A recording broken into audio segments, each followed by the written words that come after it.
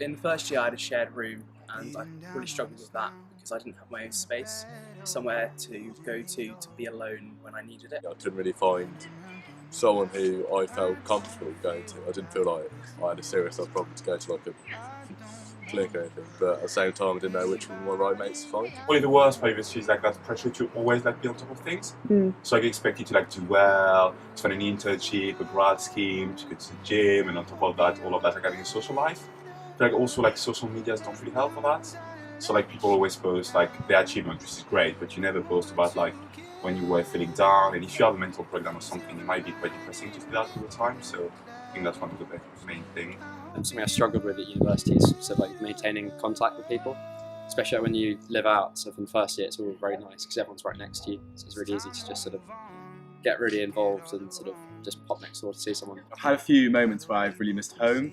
I've actually really wanted to like see my parents, and that's been quite difficult.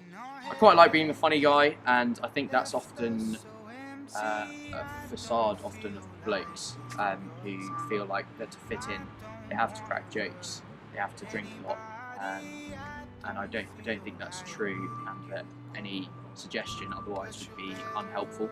I think the main reason for the stigma around male mental health is the fear of opening up.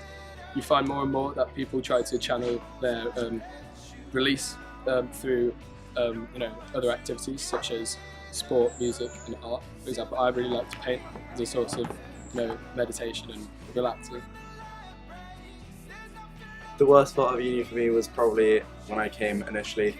Some of the people that I first met weren't great with LGBT issues and like understanding the issues that face the LGBT community.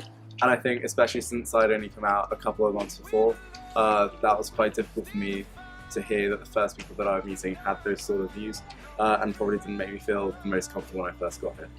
I think I'm quite lucky in that I've had support from loads of people whilst I've been here at university. I've been through some tough times. My friends have always been there for me. College have always been there for me.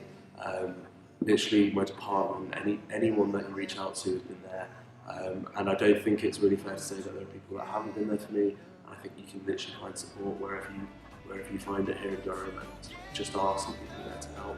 I think it's good to, in one way or another, get some form of escapism, because no matter you can't work all the time or do so much that you get overwhelmed. So for some people it might be sport, it might be just hanging out with mates, going out, anything. Just even if maybe you're behind on summatives, take time to not do it, and that way you can de-stress and be calm and ready for the next thing.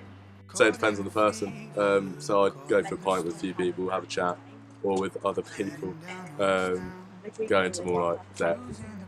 But I think the best thing to do is talk about it and not be ashamed. A lot of the support I get is from my friends. They're there to listen, they do listen, and they offer advice when wanted and just here when needed. I don't want to hurt anybody, I don't feel like letting you go, but you better. Let's tackle men's mental health.